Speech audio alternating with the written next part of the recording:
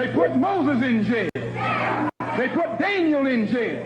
Why, you haven't got a man of God in the Bible that wasn't put to jail when they started speaking out against exploitation and oppression. They charged Jesus with sedition.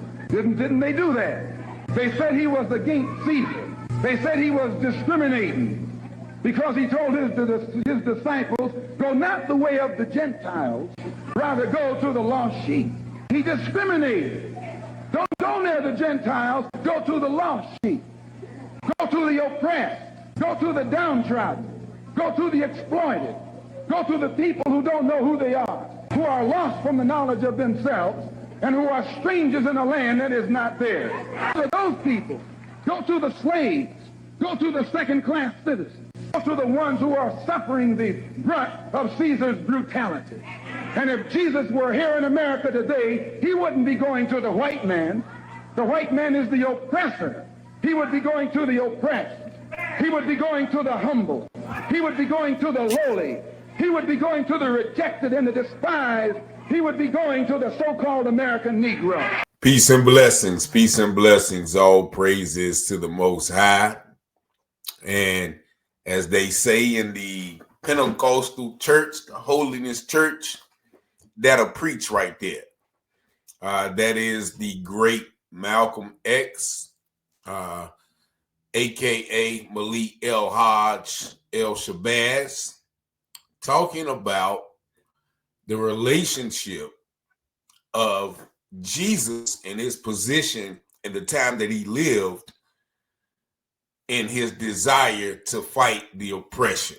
Now, many people don't know in the time that Jesus lived, it was like, I heard one of my doctor scholar friends, my theologian friends say, it was like the 1960s in America, meaning Caesar and Rome were over and had control of Jerusalem and all of pretty much the whole world. So everybody was under their thumb, the Roman Empire. They were oppressing people. They were exploiting people in their have you. And he mentioned that they put a lot of people in jail. You know, they put Moses in jail. They put Daniel in jail.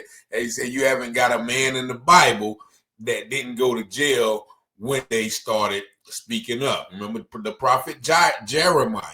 All of those people were living in a time where the people of God, the chosen people, were under attack by this system of oppression, i.e. America today. But he said they put Jesus in jail and charged him with sedition. If you remember, at the time, it was a lot of uprisings in those Jerusalem or in the Jerusalem provinces. Why? Because they were tired of the Roman exploitation. If you remember, they said, well, who do you want to free? You know, we're celebrating Easter, right about now. They said, who you want to free? Barabbas or Jesus? And they said, free Barabbas. Now, and it said in the scripture, Barabbas was charged with sedition because there were many uprisings going on against the Roman Empire. And so I think Brother Malcolm was very in tune with the scriptures and how they relate to us today.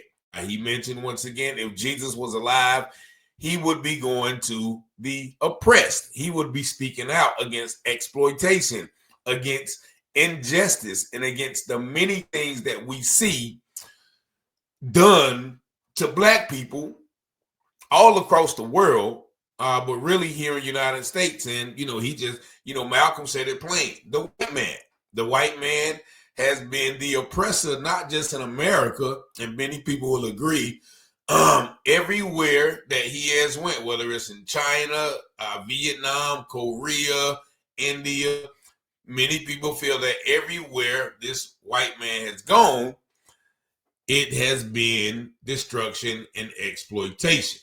And so that's why he said that the people hated Jesus, because he was trying to inform the people of who they are. Don't bow down to the system. you are the people of God. You know, he went through the suffering. He was trying to dismantle the system of oppression, but he was trying to do it spiritually. And so if Jesus was here today, he wouldn't be trying to side with, you know, the rich and the famous. You know, he wouldn't be eating at, you know, Caesar's table, so to speak.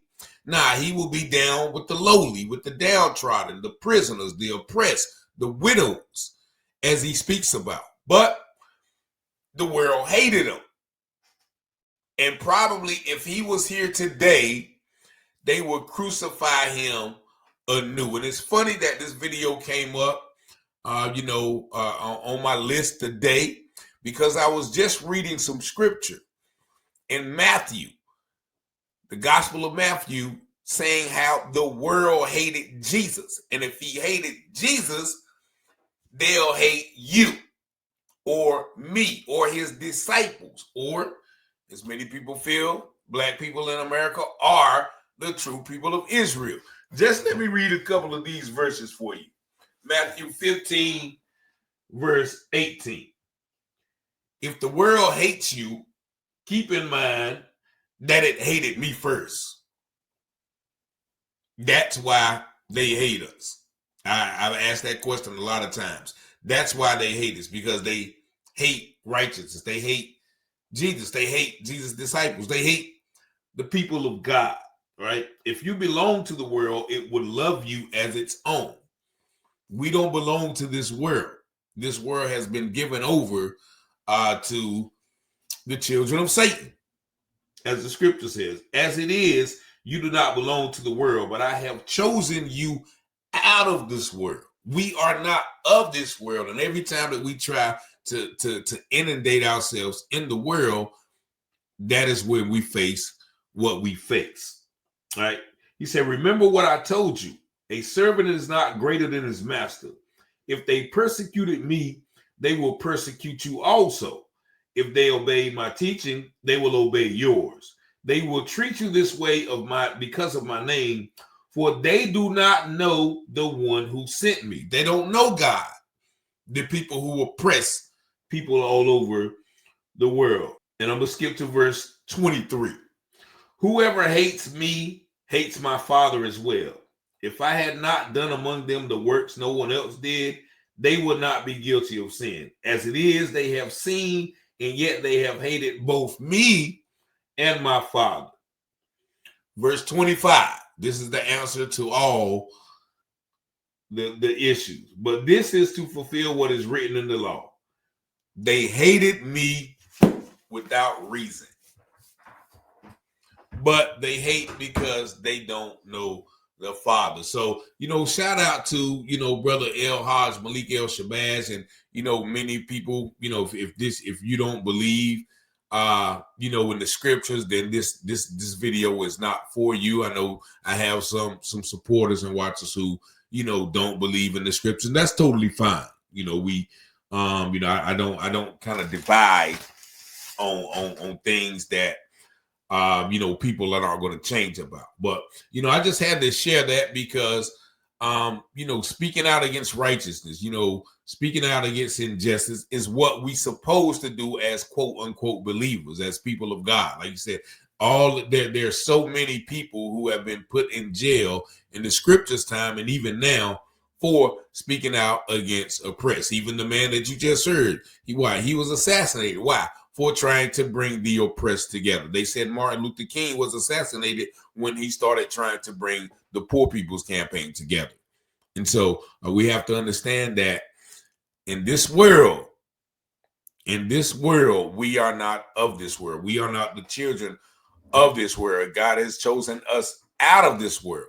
And many people, once again, feel that black people in America and throughout the world are the chosen people of God, chosen people of Israel, the lost tribes. As he said, go to people who don't know who they are, who have been strangers in a land that's not their own. And many people will say, well, black people came from America.